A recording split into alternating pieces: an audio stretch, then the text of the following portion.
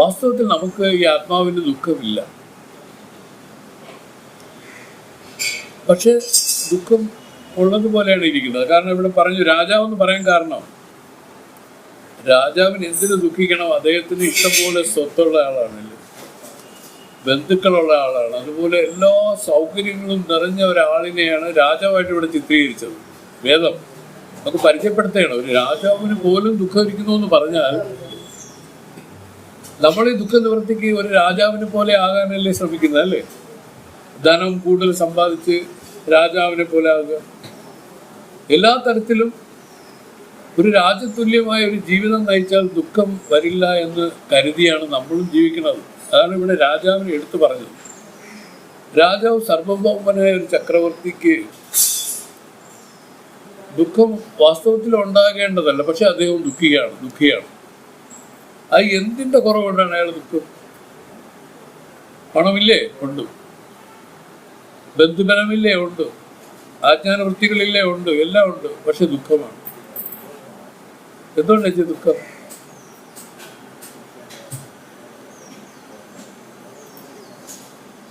ജ്ഞാനമില്ലാത്തതുകൊണ്ട്. ജ്ഞാനമില്ലെങ്കിൽ ദുഃഖം തന്നെ. കാരണം ജ്ഞാനം എന്ന് പറയുന്നത് ആത്മസ്വരൂപത്തെ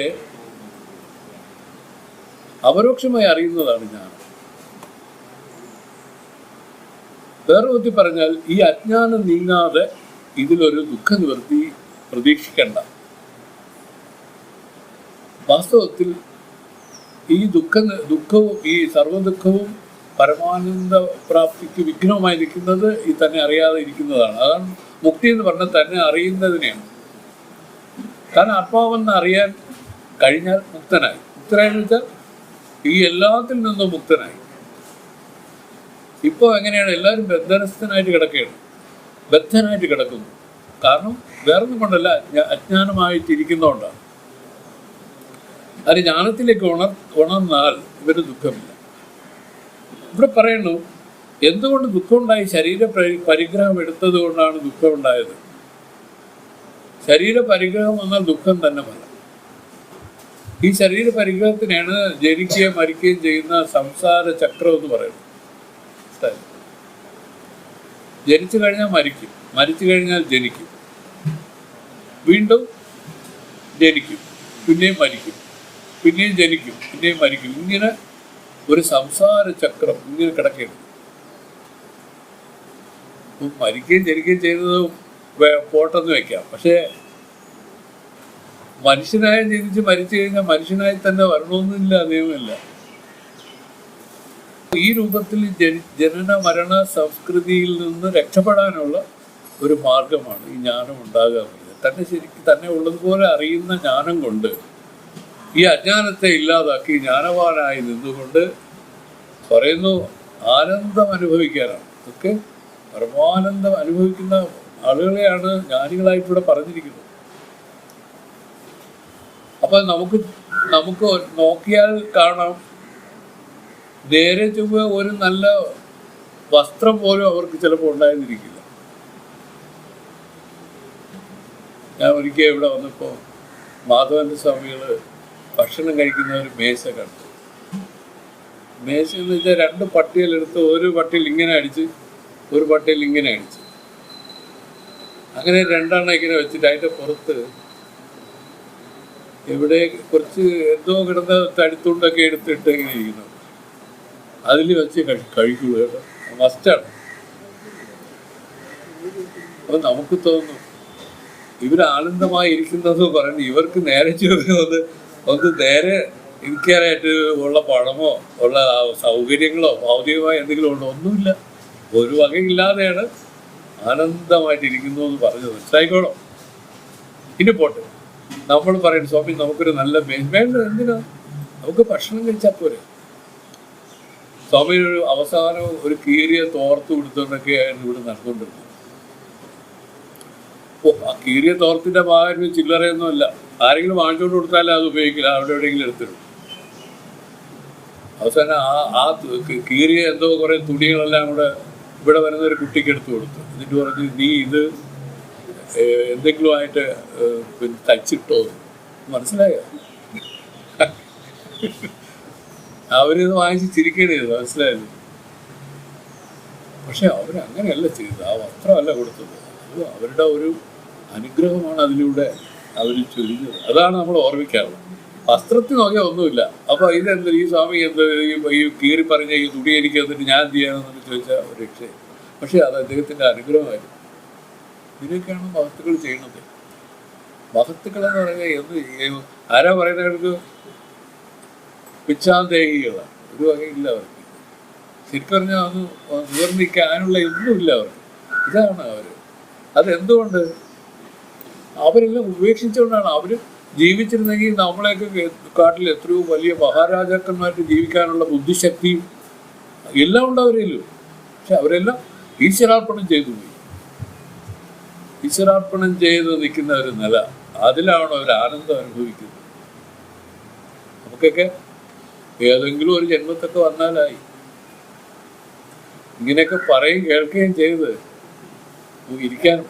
പക്ഷെ ഇതൊക്കെ വരിക എന്ന് പറയുന്നത് എളുപ്പമല്ല. മൂഢന്മാരായിട്ടാണ് നമ്മളെല്ലാം പറഞ്ഞിരിക്കുന്നത് വേദം. കാരണം വേറൊന്നുമില്ല.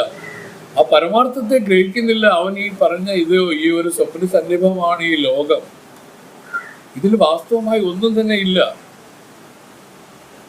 ഒന്നും തന്നെ ഇല്ലെങ്കിൽ വിചാരിച്ചു പറയും ഈ കാണുന്ന പിന്നെ ഉള്ളതല്ലേ. അങ്ങനെ കാണുന്നതല്ല. കുറച്ച് കാലം ഇങ്ങനെ കണ്ടിട്ട് അതിനൊന്നും ഒരു നിലനിൽപ്പില്ല. അതിനൊരു ശാശ്വതമായ സ്ഥിതിയില്ല. ഇതെല്ലാം കൂടെ വെച്ചുകൊണ്ടാണ് ഇല്ലാത്തതെന്ന് പറഞ്ഞത്. തീരെ ഇല്ലാത്തതെന്നല്ല. ഇത് മനസ്സിലായിക്കൊണ്ട്. അപ്പോൾ രാജാവിനെ എടുത്തു പറഞ്ഞതിലെ ഉദ്ദേശം രാജാവിനെ വേറെ എന്തെങ്കിലുമായിട്ട് ചിത്രീകരിക്കാനല്ല. എല്ലാം തികഞ്ഞ രാജാവിന് പോലും ദുഃഖമെങ്കിൽ നമ്മളെ പറ്റി പറയേണ്ട കാര്യമുണ്ടോ?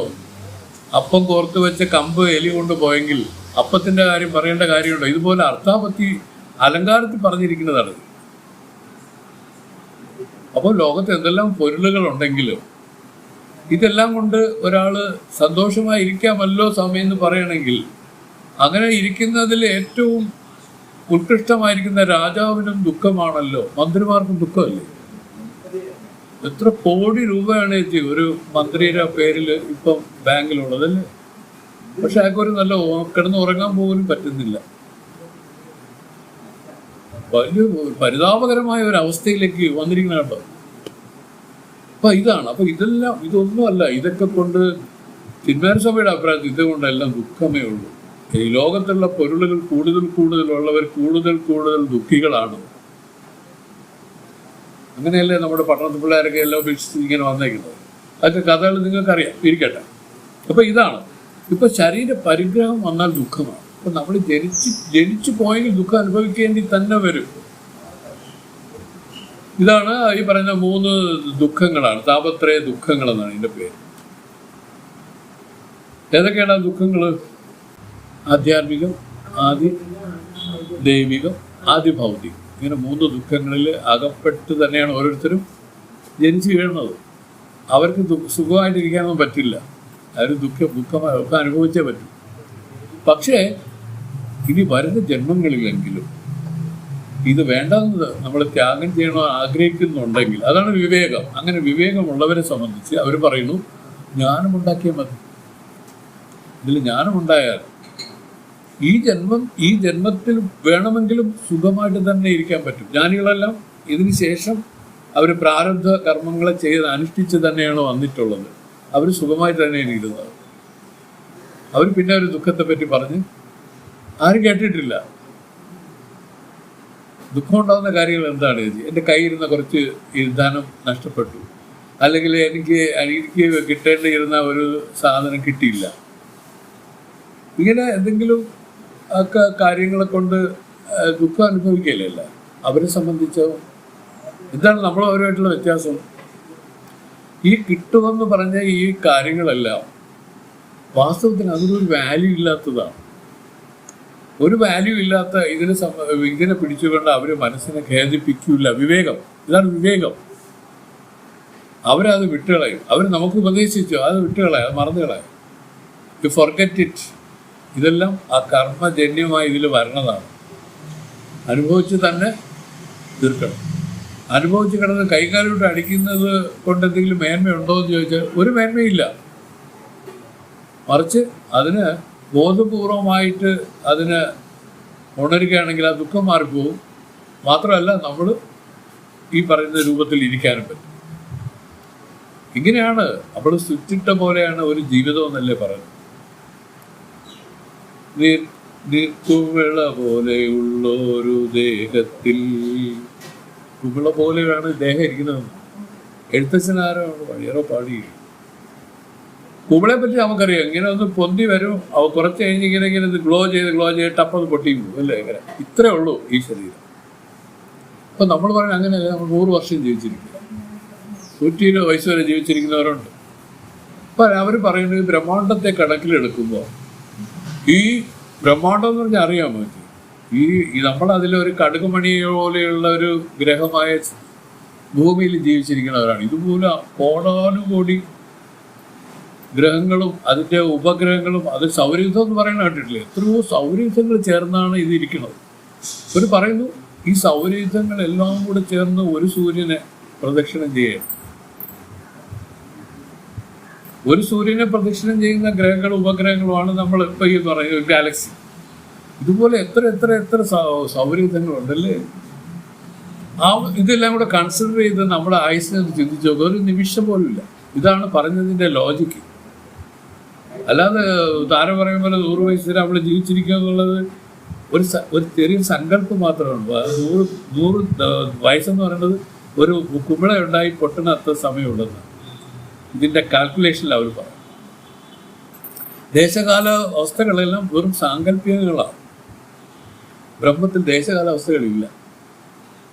അപ്പോൾ ഇതൊക്കെ നമ്മൾ മനസ്സിലാക്കിക്കൊണ്ട് ദേഹം എടുത്തതാണ് ദുഃഖത്തിന് കാരണമായിരിക്കുന്നതെന്ന് മനസ്സിലാക്കി ഇനി ഇതിൽ ശരീരം എടുക്കാതിരിക്കാൻ എന്തെങ്കിലും വിദ്യയുണ്ടോ എന്ന് തിരഞ്ഞു നോക്കുകയാണ് ജ്ഞാനം അടയാനായിട്ട് പോകുന്നത്. മനസ്സിലായില്ലേ? നമുക്ക് എന്തെല്ലാം ഉണ്ടെങ്കിലും പറഞ്ഞില്ലേ, ശരീരം സ്വരൂപം തഥാവക്കളത്രം യശച്ചാരു ചിത്രം ധനം മേരു തുല്യം മനസ്തേന ലഗ്നം ഗുരോരംഗ്രി പത്മേ തഥക്കിം തഥക്കിം തഥക്കിം. കേട്ടിട്ടുണ്ടോ? ഇല്ല. ഇതാണ് ഗുരുവഷ്ടകം, ശങ്കരഭഗവത്പാദൻ എഴുതിയതാണ്.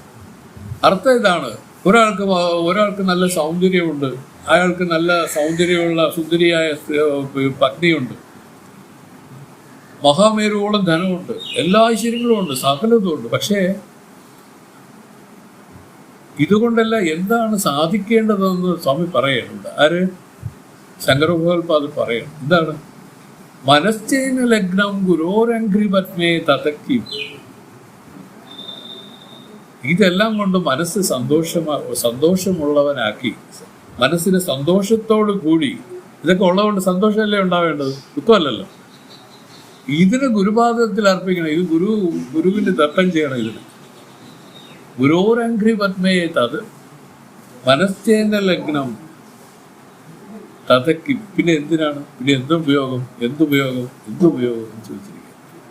ഒരു പ്രയോജനം ഇല്ലെന്നാണ് പറഞ്ഞതിൻ്റെ അർത്ഥം. സാധാരണ ഗൃഹസ്ഥന്മാരായ നമുക്ക്, പിള്ളേര് കുട്ടി പരാധീനതയുള്ള നമ്മൾക്ക് ഇത് പറഞ്ഞു കേട്ടിട്ട് എന്താണ് വിശേഷമെന്ന് ചോദിക്കുകയാണെങ്കിൽ ഇതാണ് ഇതിൻ്റെയൊക്കെ ഫൈനൽ. ജ്ഞാനം ഉണ്ടാവാതിരിക്കാനുള്ള പ്രതിബന്ധങ്ങളായിരിക്കുന്ന കാര്യങ്ങളാണ് ഇതെല്ലാം. മനസ്സിലല്ലേ? അപ്പോൾ ഇതെല്ലാം മനസ്സിലാക്കി വയ്ക്കുക. പ്രാരബ്ധമെല്ലാം ഒഴിഞ്ഞ് ഒരു അവസരം നമ്മുടെ ജീവിതത്തിലുണ്ടാകും. ഇപ്പം തന്നെ ഇരിക്കട്ടെ, 2 കുട്ടികളുള്ള ഒരു അമ്മയും അച്ഛനും കുട്ടികളെ പഠിപ്പിച്ചു, അവരൊക്കെ ഒരു നല്ല ജോലി വാങ്ങിക്കൊടുത്തു, അവർ വിവാഹവും ചെയ്തു പോയി. ശരിക്കും പറഞ്ഞാൽ അവരെ സംബന്ധിച്ച് ഈ കുട്ടികൾ സുരക്ഷിതമായി ജീവിക്കുന്ന ഒരു നിലയിലേക്കായ ഈ മാതാപിതാക്കൾക്ക് ഫ്രീ ആണ്. അവർക്ക് വേണമെങ്കിൽ ഇതിലേക്കൊക്കെ ഇറങ്ങാം. അവർ പറയുന്നത് എന്താണ്? ആ വസ്തുക്കളെല്ലാം ഈ പിള്ളേരുടെ പേർക്ക് എഴുതി വയ്ക്കുക, കയ്യിലൊന്നും ഇരിക്കരുത്, ഇന്നാ പോയി ഇരുന്നായി പറഞ്ഞാൽ ഇത് സാധ്യമല്ലോ. പക്ഷെ ഇപ്പം അങ്ങനെയൊന്നും പറയാൻ പറ്റില്ല. കാര്യം പിള്ളേരടിച്ച് കളയൊന്നും പേടിച്ചിട്ടൊക്കെ ആളുകൾ വിഷമിക്കുന്നു. പക്ഷെ യഥാർത്ഥത്തിൽ ഇതാണ്. ഇങ്ങനെയൊക്കെ ചെയ്ത് ഗുരോരംഗ്രി പത്മേ മനസ്സേന ലഗ്നം ഗുരോരംഗ്രി പത്മേ തഥക്കിം 8 പദ്യയുടെ സമയം ഇരിക്കുന്നു. അത് ഭയങ്കരമായിട്ട് മനസ്സിലാക്കേണ്ട ഒരു സാധനമാണ്. ശങ്കരഭഗവത്പാദൻ ഇതെല്ലാം എന്താണ് കാണിക്കുന്നത്? നമ്മൾ ഈ വന്നതിന് നമ്മുടെ എന്തോ പുണ്യവിശേഷം കൊണ്ടാണ് നമുക്ക് കുറച്ച് ആരോഗ്യവും കുറച്ച് ധനവും കുറച്ച് സൗകര്യങ്ങളും എല്ലാം ഉള്ളത്. പക്ഷെ ഇതെല്ലാം കൊണ്ട് അഹങ്കരിക്കാനല്ല ഉപയോഗിക്കാനുള്ളത്. മറിച്ച് ഇതെല്ലാം ആ ഗുരുവിന് തന്നെ സമർപ്പണം ചെയ്ത് ജ്ഞാനത്തെ ഉണ്ടാക്കി രക്ഷപ്പെട്ടോളണമെന്നാണ് പറഞ്ഞത്. ജ്ഞാനം ഉണ്ടാവണമെങ്കിൽ നമ്മൾ ലോകത്തെ ഏത് കാര്യം സാധിക്കണമെങ്കിലും നമ്മളതിന് എന്തെങ്കിലും കൊടുക്കണ്ടേ? ഇപ്പോൾ ഒരു TV വാങ്ങണമെങ്കിലും കൊണ്ടുപോയി എത്ര രൂപ കൊണ്ട് അവിടെ കൊടുക്കണം അല്ലേ? പിന്നെ ഓരോ സാധനം വാങ്ങുന്നതിന് അതിൻ്റെതായ പണം കൊടുക്കണം. ഇവിടെ പറയുന്നത് നമുക്കുണ്ടായിരിക്കുന്ന ഈ പുണ്യങ്ങളെല്ലാം ഈ ഗുരുദത്തം ചെയ്യാൻ. അപ്പോൾ ഗുരു എല്ലാം കൂടെ വലിച്ചെടുത്തോണ്ട് പോകുമെന്ന് വിചാരിക്കരുത്. ഇതെല്ലാം അങ്ങനെ തന്നെ ഉണ്ടാവും. പക്ഷെ നമ്മുടെ മനസ്സ് ഫ്രീ ആവും. നമ്മൾ കൊടുത്തു എന്നുള്ള ആ ഭാവന ഇതിൽ മനസ്സാ വാച കർമ്മണ ഇത് 3 വരണം. വന്നു കഴിയുമ്പോൾ തന്നെ ഈ ഗുരുവിൻ്റെ അനുഗ്രഹം അതിൽ വരും. ഏത് രൂപത്തിലായാലും ഇങ്ങനെ ചെയ്യാത്തിടത്തോളം കാലം ഈ പറയുന്ന ജ്ഞാനം ഇതിൽ വരില്ല, ഫലിക്കില്ല. ജ്ഞാനം ഫലിക്കുന്നതാണ് അജ്ഞാനത്തെ നിവർത്തിച്ചു എന്ന് പറയുന്നത്. ജ്ഞാനം ഫലിച്ചാൽ എന്താണ് ഇത് സംഭവിക്കുന്നത്? ഏറ്റവും മനസ്സിലാക്കിയത്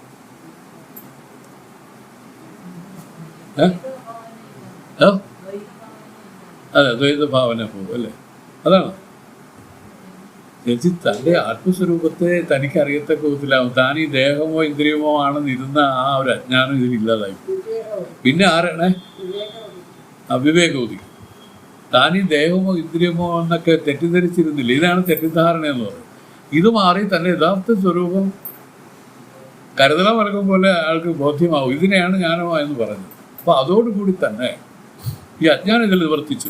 ഫലമായിട്ടോ ആനന്ദം പരമശനായി മാറില്ല. കാര്യം എന്താ പറയുക, ഇയാളെ ദുഃഖിപ്പിച്ചുകൊണ്ടിരുന്ന ഫാക്ടേഴ്സ് എല്ലാം വാസ്തവത്തിൽ താൻ ദേഹമായി ആണെന്നിരുന്ന ബുദ്ധിക്ക് മാത്രമാണ് സത്യം. താൻ ആത്മാവാണെന്നുള്ള ആ നിലയിലേക്ക് വന്ന ആ ബുദ്ധിക്ക് ഇതെല്ലാം തുച്ഛമാണ്.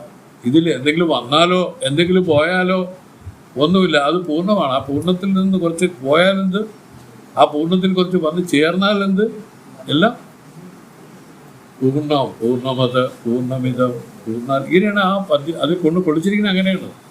വാസ്തവത്തിൽ അപൂർണമായിരിക്കുന്നത് എന്തുകൊണ്ടെന്ന് ചോദിച്ചാൽ അത് ആത്മാവിന് അപൂർണത്വം ഒരിക്കലും ആരും കൽപ്പിച്ചിട്ടില്ല.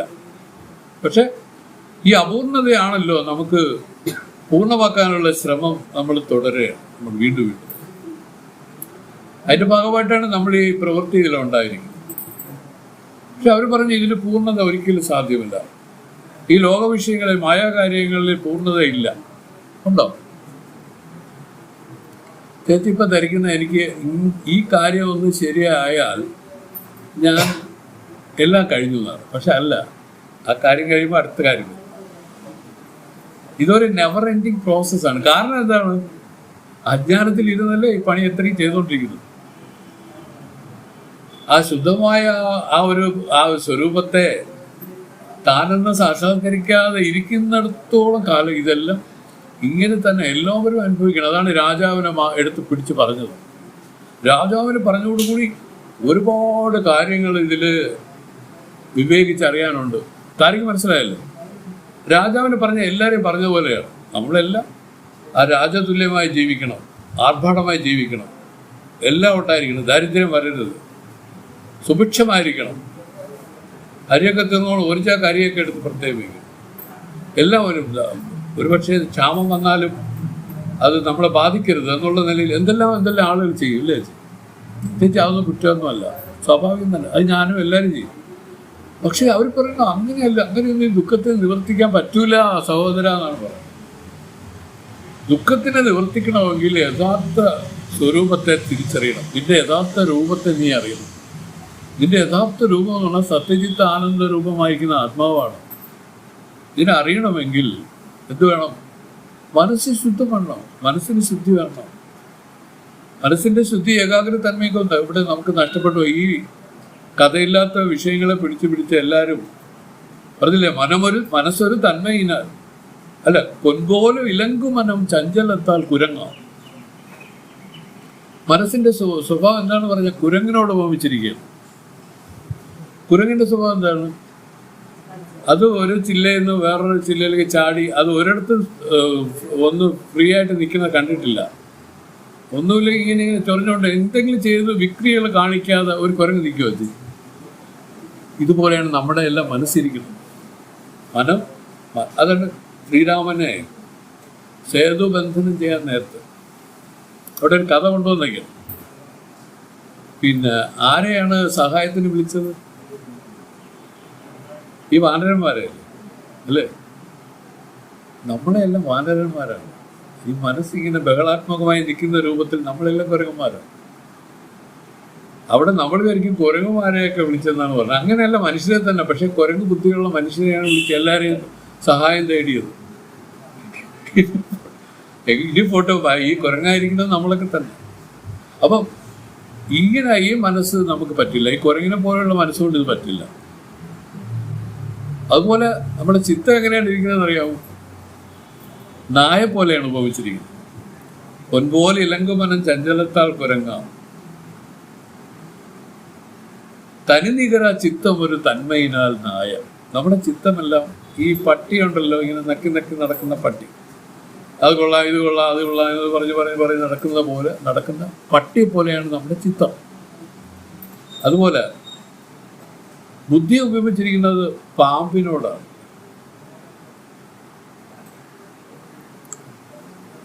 പാമ്പ് സർപ്പത്തിനോടാണ് ഉപയോഗിച്ചിരിക്കുന്നത്. അത് കണ്ടുകൊണ്ട് തന്നെ കാണുകയും കേൾക്കുകയും ചെയ്യും. എന്തോ ഒരു പ്രകൃതനുണ്ട്. രണ്ടും ഒന്നിൽ തന്നെ ചെയ്യും. ഈ രൂപത്തിൽ ആ പാമ്പിനോട് ഉപമിച്ചു ബുദ്ധി. അഹങ്കാരത്തിന് മതമാം ആനയോട് ഉപമിച്ചു. ഈ മതം പൊട്ടി നടക്കുന്ന ആനയുണ്ടല്ലോ, മതമിളകിയ ആന. ഇതുപോലെയാണ് അഹങ്കാരം. ഈ അന്ധകരണത്തിന്റെ 4 പ്രബല വൃത്തികൾ ഈ ദൂഷ്യം വന്നിരിക്കുകയാണ്. ഈ രൂപത്തിൽ മതയാനെ പോലെയും കുരങ്ങിനെ പോലെയും പട്ടിയെ പോലെയും പാമ്പിനെ പോലെയും 4 തരത്തിലാണ് നിൽക്കുന്നത്. ഇതിനെ മാറ്റണ്ടേ? ഇതിനെ ശുദ്ധമാക്കണം. ആ കുരങ്ങ് ബുദ്ധി ഇതിൽ പോകണം, ആ നായ് ബുദ്ധി ഇതിൽ പോകണം. ഇങ്ങനെ പല രൂപത്തിൽ പോകണമെങ്കിൽ എന്ത് ചെയ്യണം?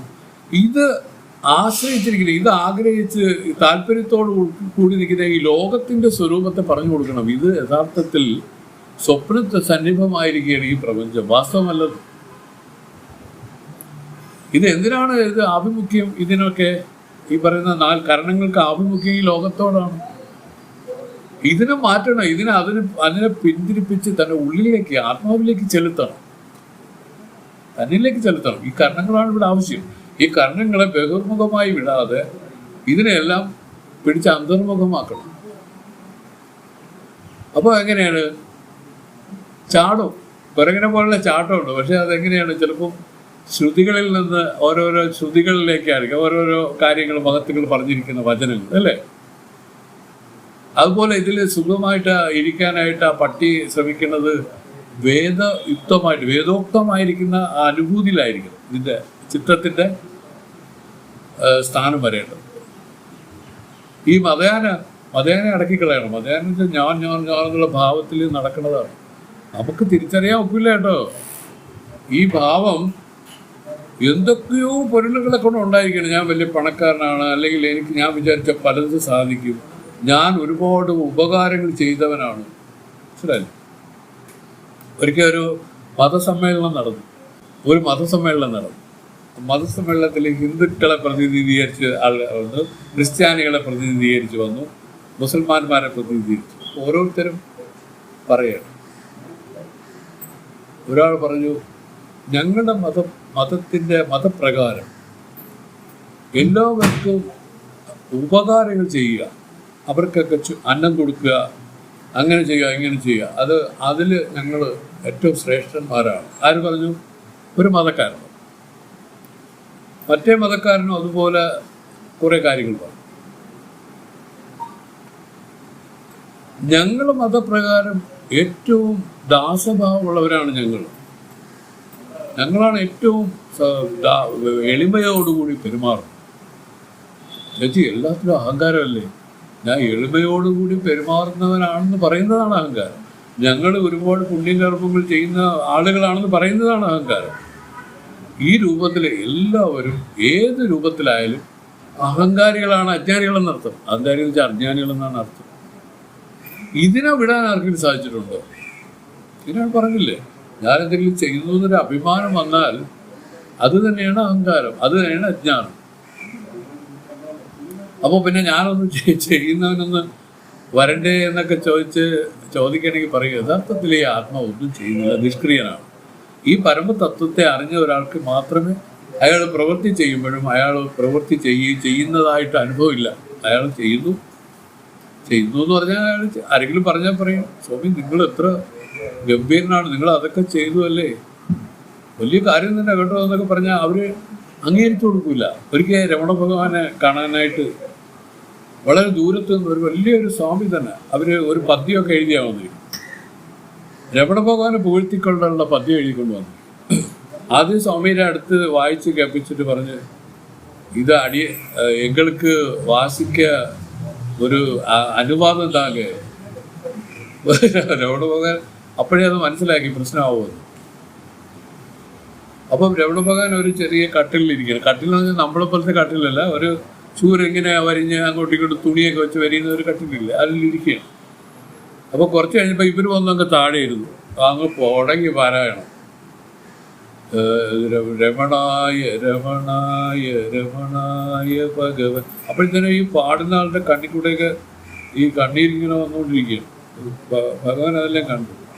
ഒടുവിൽ ഭഗവാൻ, ഇവരൊന്നും അറിഞ്ഞില്ല, ഭഗവാൻ ആ സമയത്ത് ചെയ്തത് ആ കട്ടിൽ നിന്ന് അങ്ങ് ഇറങ്ങിയിട്ട് ഇവരുടെ പുറകെ പോയിരുന്നു. എൻ്റെ പുറകെ വന്നിരുന്നു. അപ്പം ഇവർ പാടിക്കൊണ്ടിരിക്കുമ്പോൾ രമണ ഭഗവാൻ പാടാൻ പോയി, രമണായ രമണായ പാടാൻ പോയി. അപ്പം ഇവരറിയുന്നില്ല, ഈ കാര്യങ്ങളൊന്നും അവരറിയുന്നില്ല. ഒടുവിൽ പ്രാർത്ഥന സമാപിപ്പിച്ചിട്ട് അവർ ഭഗവാനെ ഒന്ന് നോക്കിയപ്പോൾ ഭഗവാൻ അവിടെ ഇല്ല. അയ്യോ, ഇദ്ദേഹം എവിടെ പോയി എന്നായി. അപ്പോഴേക്കാണ് വീണ്ടും രമണായ ഭഗവൻ എന്നുള്ള പാട്ട് വീണ്ടും തുടർന്നുകൊണ്ടിരിക്കുന്നത്. ഇത് ആര് പാടണമെന്ന് തിരിഞ്ഞു നോക്കിയോ കാണാം, പിറകെ ഇരുന്ന് പാടിക്കൊണ്ടിരിക്കുന്നത് രമണ ഭഗവൻ. മനസ്സിലായോ? അർത്ഥം മനസ്സിലായോ? എല്ലാവരും സ്തുതിക്കുന്ന ആ ഒരു ഈശ്വരൻ എന്ന് പറയുന്നത് ഈ രമണ ഭഗവാന്റെ ശരീരമല്ലത്, അത് സർവത്ര പരിപൂർണമായി വ്യാപിച്ചിരിക്കുന്നു. ഇത് അറിഞ്ഞുകൂടാതെ രമണ ഭഗവാനിൽ കൽപ്പിച്ചുകൊണ്ട് ഇവർ വന്നിരിക്കുകയാണ്. അപ്പോൾ അവർക്ക് മനസ്സിലാക്കാൻ വേണ്ടി പറഞ്ഞു, നമ്മളെല്ലാവരും ഒരേപോലെ സ്തുതിക്കേണ്ടതാണ് അതിന്. പക്ഷെ അങ്ങനെയുള്ളത് നാമമോ രൂപമോ ഉള്ളതല്ല, മണമോ ഗുണമോ ഇല്ല, നിറമോ വർണ്ണങ്ങളില്ല, രുചിയില്ല, ഒന്നുമില്ല. അങ്ങനെ ഇരിക്കുന്ന ഒരു എന്താ പറയുക, നിർഗുണ വസ്തു, നിർഗുണ പൊരുളാണ്. നമ്മൾ കൽപ്പിക്കുന്നതെല്ലാം ഗുണങ്ങളിൽ കൽപ്പിച്ചാണ് നമ്മൾ ഈ ലോകത്തെ നമ്മൾ അറിയുന്നത്. ദുർഗുണമായ ഈ ലോകത്തെ ആർക്കെങ്കിലും അറിയാം? സമാധിയില്ല, ഒരു ഗുണവും. ഗുണമാണ് നമ്മളെ എല്ലാ ദുഃഖങ്ങൾക്കും കാരണം. കുണംകുടി മസ്താൻ എന്ന് പറഞ്ഞൊരു വലിയൊരു മുസ്ലിം സ്വാമി ഉണ്ടായിരുന്നു. അതേ പറയും, ഗുണമിടാ കുടിയിടാ, ഗുണമിടാ കുടിയിടാ. കുടിക്കുക എന്ന് പറഞ്ഞാൽ അനുഭവിക്കാനാണ്. നമ്മൾ അനുഭവിക്കുന്ന എല്ലാ അനുഭവങ്ങളും എന്തുകൊണ്ടാണ്? ഈ ഗുണങ്ങളിൽ ഇരുന്ന് ഈ കർമ്മങ്ങൾ ചെയ്യുന്നത് കൊണ്ടാണ്. എന്നാൽ ഗുണമില്ലാതെ കർമ്മത്തെ ചെയ്യാൻ പറ്റില്ല. അതുകൊണ്ടാണ് അവർ പറഞ്ഞത് ആ സത്വഗുണത്തെ വേണമെങ്കിൽ വെച്ചേക്കാം, ബാക്കി രണ്ട് ഗുണങ്ങളെ വിട്ടുകളാണ്. രജോ ഗുണത്തിലിരുന്ന് കർമ്മം ചെയ്യരുത്, തമോ ഗുണത്തിലിരുന്ന് തീരെ ചെയ്യരുത്. സത്വഗുണത്തിലിരുന്ന് അല്പം വേണമെങ്കിൽ ചെയ്യാം, പക്ഷേ അതും ചില നിഷ്കർഷയോടുകൂടി ചെയ്യാം, അല്ലെങ്കിൽ അതും നമ്മളെ ബന്ധിക്കുന്ന ചങ്ങലയായി വരും. അതാണ് ഇത് നേരത്തെ പറഞ്ഞത്. ഞാൻ എത്ര പേർക്ക് സഹായം ചെയ്തിട്ടുണ്ടെന്ന് അറിയാം. അപ്പം ഞാൻ വലിയ ആളുമായി, അവരെല്ലാം കൂലിക്കാരുമായി. അപ്പോൾ യഥാർത്ഥത്തിൽ ഞാൻ അതിലെല്ലാം അഭിമാനം കൊള്ളുകയാണ്. അതുകൊണ്ടാണ് ഈ കർമ്മങ്ങളൊന്നും ചെയ്ത് ആർക്കും മുക്തി അടയാൻ പറ്റില്ല. നല്ല സഗുണ കർമ്മങ്ങൾ ചെയ്താൽ പോലും മുക്തിയില്ല ഇതിൽ. ആ ജ്ഞാനത്തിലൂടെ മാത്രമേ ഇതിൽ മുക്തി ഉണ്ടാവൂ എന്നൊക്കെ ഞങ്ങളുടെ ശാസ്ത്രങ്ങൾ നമ്മൾ അവിടെ വായിച്ചതാണ്. അപ്പോൾ പറഞ്ഞു വന്ന് മനസ്സിലാവുന്നുണ്ടോ കുറേയെങ്കിലും? അതായത് ശരീര പരിഗ്രഹമാണ് ദുഃഖത്തിനെല്ലാം കാരണം.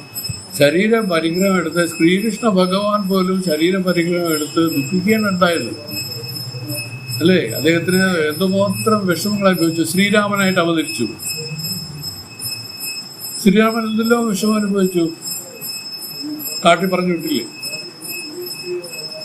എന്തില്ല നോക്കിയാൽ മനസ്സിലാവും. ഇത് കാണിക്കുന്ന ഇതാണ്, ശരീര പരിഗ്രഹം ചെയ്താൽ എല്ലാവരും ദുഃഖം അനുഭവിക്കേണ്ടതായിട്ട് വരും.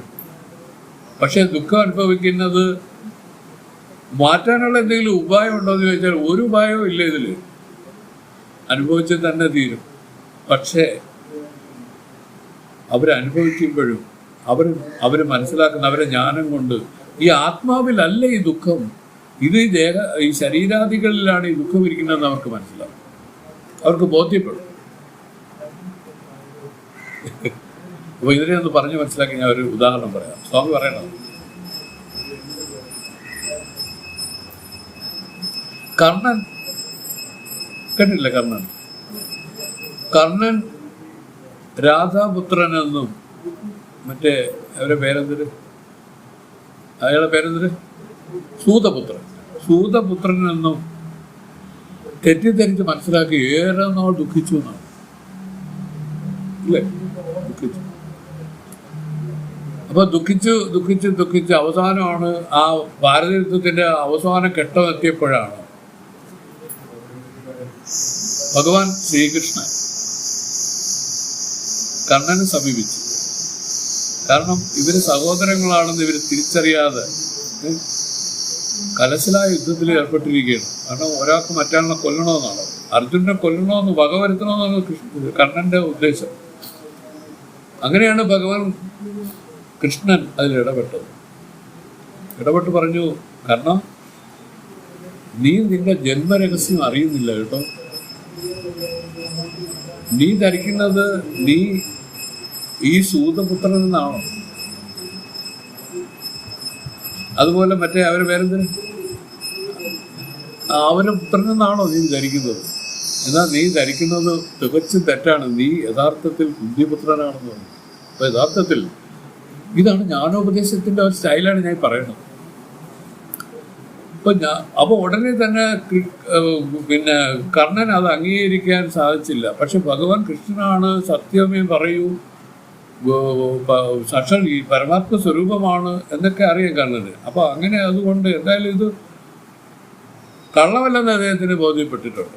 പക്ഷെ എങ്കിലും അദ്ദേഹത്തിന്റെ മനസ്സിന്റെ ഒരു പാർട്ട് കൊണ്ട് അത് അംഗീകരിക്കുന്നില്ല, അദ്ദേഹം അംഗീകരിച്ചില്ല. എന്തുകൊണ്ടാണ്? കർമ്മം കിടക്കുന്നത് വരെ ഈ ജ്ഞാനം പൂർണ്ണമാവില്ല ഇതില്. മനസ്സിലായില്ലേ? ആ കർമ്മം എനിക്ക് കിടക്കണം. ദുഃഖം അനുഭവിക്കാനുള്ള കാര്യങ്ങൾ ദുഃഖം അനുഭവിച്ച് തീർത്താലെല്ലാം മാറില്ലെന്നാണ്. പക്ഷേ ഗുരു അല്ലെങ്കിൽ കൃഷ്ണൻ അവിടെ ഉപദേശിച്ചു കൊടുക്കുന്നു, നീ വാസ്തവത്തിൽ സൂതപുത്രനല്ല, നീ കുന്തിപുത്രനാണ്, നീ സൂര്യഭഗവാനിലുണ്ടായ കുട്ടിയാണ് നീ എന്നെല്ലാം പറഞ്ഞു കൊടുത്തു. പക്ഷെ അദ്ദേഹത്തിന് അത് മനസ്സിലാവുകയും ചെയ്തു. അതാണ് പരോക്ഷമായി അറിഞ്ഞെന്ന് പറയുന്നത്. പരോക്ഷമായി എങ്ങനെ അറിഞ്ഞു? അദ്ദേഹത്തിന് ജനിച്ചപ്പോൾ തന്നെ ഒരു കവചം, ഈ പറഞ്ഞില്ലേ, ഒരു ഇത് ശരീരത്തിൽ ഉണ്ടായിരുന്നു. അത് സൂര്യ കവചമാണ്. അത് പറഞ്ഞ ഉടനെ തന്നെ ബോധ്യപ്പെട്ടു ശരിയാണെന്ന്. പക്ഷെ എങ്കിലും അദ്ദേഹം പറഞ്ഞു, ഞാൻ ദുര്യോധനന് കടപ്പെട്ടിരിക്കുകയാണ്.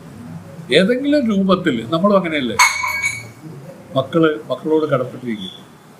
അതുകൊണ്ട് അപ്പം അവൻ ഒരുപക്ഷെ നമുക്ക് ഉപദ്രവങ്ങളാണ് ചെയ്തുകൊണ്ടിരിക്കുന്നതെങ്കിലും അവനെ ഉപേക്ഷിക്കാൻ നമുക്ക് പറ്റില്ല. എന്തുകൊണ്ട്? അതാണ് നമ്മൾ അനുഭവിക്കാനുള്ള കർമ്മത്തിനെ അതിൽ ഒളിപ്പിച്ച് വെച്ചിരിക്കുകയാണ് ഭഗവാൻ. ഇത് അനുഭവിച്ച് തീരാതെ ആർക്കും, ജ്ഞാനിയായാലും അജ്ഞാനിയായാലും തീരൂല. ഇതൊരു നക്കൽ സത്യമാണ് ഈ പറയുന്നത് കേട്ടോ. ജ്ഞാനിയെന്നോ അജ്ഞാനിയെന്നോ വേർതിരിവില്ലാതെ ഈ പ്രാരബ്ധ കർമ്മം മുഴുവൻ അനുഭവിച്ച് തന്നെ തീർക്കും.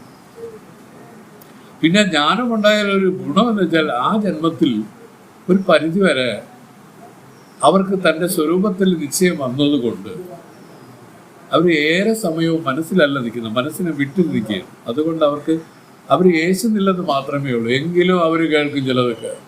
ഭഗവാനെ കൊണ്ടുവന്ന് സദസ്സിലിരുത്തിയിട്ട് പറഞ്ഞില്ലേ, എടാ കള്ള, നീ അന്ന് ജനിച്ചപ്പോൾ മുതൽ കള്ളനാണ്. അത് കൃഷ്ണനടുത്ത് പറഞ്ഞതേ. ആര്? ശിശുപാലൻ. നമ്മളെ ഈ പുരാണ കഥകളില്ലേ, ഇതെല്ലാം വാസ്തവത്തിൽ ഒരു നല്ലൊരു വിവേകത്തെ ജനിപ്പിക്കുകയാണ്. മനസ്സിലായില്ലേ? ഇതിനെ വെറുതെ നിസ്സാരമായിട്ട് അവഗണിച്ചുകൂടാ. വ്യാസഭഗവാൻ ആദ്യം മഹാഭാരതമല്ലേ എഴുതിയത്. ഇതാണ് ഇതിനെ പറയുക, ഇതിഹാസം എന്നാണ് അതിൻ്റെ പേര്. പുരാണ ഇതിഹാസങ്ങളിലൂടെ ഒരു നല്ല വിവേകത്തെ നമുക്ക് തന്നു ആദ്യം. മഹാഭാരതത്തിൽ അടങ്ങാത്ത ഏതെങ്കിലും ഒരു കഥ പറയാൻ പറ്റുമോ? ഇല്ല, അതിലുണ്ട്. അപ്പൊ ഈ വ്യാസഭഗവാൻ അതാണ് ചെയ്തത്. അപ്പൊ ഇവിടെ പറഞ്ഞ എന്താണ്, ഈ കർണന് പിന്നീട് ഒരു സംശയം ഇതിൽ ജനിക്കുകയാണുണ്ടായത്. അയ്യോ, എനിക്കെതിരെ യുദ്ധം ചെയ്യുന്ന അത് എൻ്റെ ചോരയാണ്, എൻ്റെ അനുജനാണെന്നുള്ള ആ ഒരു ബോധം ഉണ്ടാക്കി കൊടുത്തു. മനസ്സിലായില്ലേ? അപ്പൊ എന്ത് പറ്റി ചേച്ചി? പഴയ മനോനിലയിലേക്ക് മാറി. പക്ഷേ എങ്കിലും ദുര്യോധനനോടുള്ള ഒരു കടപ്പാട് ഇതിലിരിക്കുകയാണ്. ദുര്യോധനാണ് ആജ്ഞാപിക്കുന്നത്, കർണ നീ അവനെ തട്ടിയരെന്ന് പറയണത്. പക്ഷെ തട്ടേണ്ടത് ആരെയാണ്? തൻ്റെ കൂടപ്പിറപ്പിനെയാണ്. സംഗതി മനസ്സിലായില്ലേ? ഭഗവാന്റെ ഉപദേശം കൊണ്ട് ആ മനസ്സിന്റെ വലിയ ഒരു അയവ് ഇതിൽ വന്നിരിക്കുകയാണ്. ഇതാണ് ജ്ഞാനം കൊണ്ട് ഇതിൽ വരണത്. മനസ്സിലായില്ലേ? ഈ ലോകവിഷയങ്ങളെല്ലാം നമ്മളെ ദുഃഖിപ്പിക്കുന്നതിന്റെ കാരണം എന്താണ്? ഇത് പരമസത്യമെന്ന് വിചാരിച്ചതാണ്. ജ്ഞാനോപദേശത്തിൽ എന്താണ്? ഇതെല്ലാം കേവലം സ്വപ്ന സന്നിഭമായിരിക്കുകയാണ്. ഇതിന് വാസ്തവത്തിൽ ഇതിനൊരു നിലനിൽപ്പില്ല, ഇതിനൊരു ചൈതന്യമില്ല, ഇതിൽ സുഖവുമില്ല. ഇങ്ങനെ ഇരിക്കുന്ന അനന്ത ജഡ ദുഃഖരൂപമായി ഇതിൽ വിശ്വസിച്ചുകൊണ്ട് നീ ഈ മൂഢത്വം പ്രവർത്തിക്കരുത്, ഇനിയും പ്രവർത്തിക്കരുതെന്ന് പറഞ്ഞാണ് വേദം നിൽക്കുന്നത്. നമുക്കെല്ലാം കൃഷ്ണനാണ് വേദം. അവിടെ അർജുനൻ ഉപദേശിച്ച് ഇവിടെ വേദം തന്നെ നേരിട്ട് വന്ന് ഉപദേശിക്കുകയാണ് നമ്മൾക്ക്. ഇത് മനസ്സിലാക്കിക്കൊണ്ട് ഇതിൽ നിന്ന് വരുന്ന ദുഃഖത്തിനൊരു ചെറിയ ശമനം ഉണ്ടാക്കി നിർത്താൻ പറ്റും. ഇങ്ങനെയാണ് നമ്മളുമൊക്കെ ജ്ഞാനം കൊണ്ട് രക്ഷപ്പെടുന്നത്. അപ്പോൾ ഏതു കാലത്താണെങ്കിലും ഇതിൻ്റെ പരമാർത്ഥത്തെ മനസ്സിലാക്കി ഈ വ്യവഹാരത്തെ ചുരുക്കിയില്ലെങ്കിൽ ജ്ഞാനമൊന്നും ഇതിൻ്റെ ഏഴായാലത്തൂടെ പോയില്ല. ഇത് അത്ര പരിശുദ്ധമാണ് ജ്ഞാനം. തൻ്റെ ആത്മസ്വരൂപം പ്രകടമായിരിക്കുകയാണ്, എല്ലാവർക്കും പ്രകടമാണിത്. സാമാന്യമായിട്ട് മാത്രമേ ഉള്ളൂ. സാമാന്യമായിട്ട് ആ ജ്ഞാനത്തിൽ ഇരിക്കുന്നവരാണ് നമ്മളെല്ലാം. അതുകൊണ്ടാണ് സ്വരൂപജ്ഞാനികളാണ് എല്ലാവരും എന്ന് പറഞ്ഞത് വേദം. ഇതിൽ വൃത്തിജ്ഞാനം ഉണ്ടാവണം. ഇതിനാണ് വൃത്തിജ്ഞാനം എന്ന് പറഞ്ഞാൽ ഇത് ആ വൃത്തികളിൽ ഉണ്ടാവണം, ആ ബ്രഹ്മാകാരമായ വൃത്തി ഇതിലുണ്ടാവണം. അതിനെന്ത് വേണം? തത്വമസി ഉപദേശങ്ങൾ ഇതിൽ വരണം. അതിനെന്ത് വേണം? മനസ്സ് സംസ്കരിക്കണം. മനസ്സ് സംസ്കരിക്കുന്ന ഒരു പ്രക്രിയയിലാണ് സത്യത്തിൽ നമ്മളെല്ലാം ഇവിടെ ഇരിക്കുന്നത്. ഇതിന്റെ ഫലമായിട്ട് ആ മനസ്സ് സംസ്കരിച്ച മനസ്സിൽ ജ്ഞാനോപദേശം, അതാണ് തത്വമസി ഉപദേശം എന്ന് പറയുന്നത്, അത് വരും. അത് നമുക്ക് തോന്നും. ചേച്ചി പറയുക അപ്പോൾ ആരിരിക്കുന്ന ഉപദേശിക്കാനെന്നൊക്കെ ചോദിക്കരുത്. കാരണം ഈശ്വരൻ അദൃശ്യമായിട്ട് ഇരുന്നു കൊണ്ട് ആ പ്രാണിയുടെ, ആ ജന്തുവിൻ്റെ ആ പക്വതയ്ക്ക് അനുസരിച്ചുള്ള സാഹചര്യങ്ങൾ ഒരുക്കിക്കൊണ്ടിരിക്കും. ഇതാണ് ഭഗവാന്റെ പണി. ഭഗവാൻ എന്ന് പറഞ്ഞാൽ നമ്മൾ വിചാരിക്കും പോലെ കണ്ണിന് കണ്ടുകൊണ്ടെന്നേ ഉള്ളൂ. സർവത്ര നിറഞ്ഞു നിൽക്കുന്ന ആ സാക്ഷി രൂപം തന്നെ ഈശ്വരൻ. അതിനനുകൂല പരിസ്ഥിതി വരുമ്പോൾ അതിനനുകൂലമായ സാഹചര്യങ്ങൾ ഇതിലുണ്ടാവും. ഇത് വിശ്വസിക്കാനാണ് നമ്മളോട് ചിന്താൻ സ്വാമിയൊക്കെ പറഞ്ഞിരിക്കുന്നത്. അല്ലാതെ ഒരു പർട്ടിക്കുലർ ഒരാളെ അങ്ങനെ വന്ന് ഉപദേശിക്കുകയല്ല ചെയ്യുന്നത്. അരുളായിട്ട് തൻ്റെ ഉള്ളിൽ തന്നെ ഈ അനുഗ്രഹങ്ങൾ ഇത് വരും. ഇങ്ങനെയൊക്കെയാണ് ഇത് സംഭവിക്കുന്നതെന്ന് മനസ്സിലായിക്കൊണ്ട് കുറച്ച് കാര്യമേ പറഞ്ഞുള്ളൂ. ശരി. ദേവാദിദേവ സർവജ്ഞ സച്ചിൻ.